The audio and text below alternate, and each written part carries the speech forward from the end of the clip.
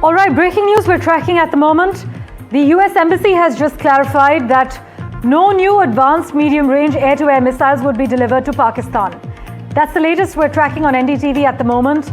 This clarification comes days after reports said that the United States was mulling delivering these missiles to Pakistan amid an uptick in diplomatic ties between the two countries. The latest coming in from the US Embassy this morning.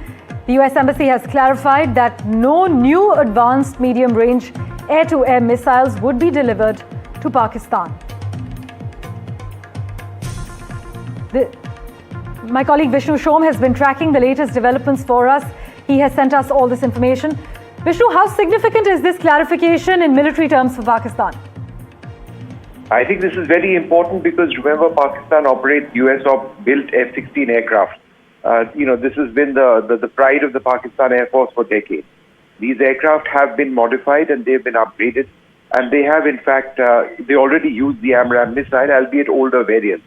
But it's a very capable weapon system. And therefore, when there was a US Department of War report which came out which seemed to suggest that Pakistan would get new AMRAAM missiles and possibly more advanced variants of the missile, it would certainly have sent concerns within the Indian defense establishment saying, how is this taking place? Because remember, the use of Pakistan's F-16, this is something which they violate repeatedly, is technically only to fight terrorism and terrorists, which is why India's always had a grouse. If that is the case, then why do they have AMRAAM missiles, which are air-to-air missiles?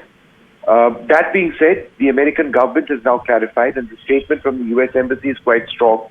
And I quote, the administration would like to emphasize that contrary to false media reports, no part of this reference contract modification is for deliveries of new AMRAAMs to Pakistan, and the sustainment of these missiles, which evidently still exist in service, does not include an upgrade to any of Pakistan's current capabilities.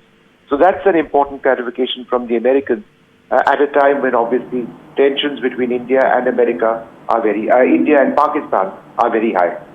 Vishnu, as always, thank you so much for joining us with the latest details and also highlighting India's strategic concerns.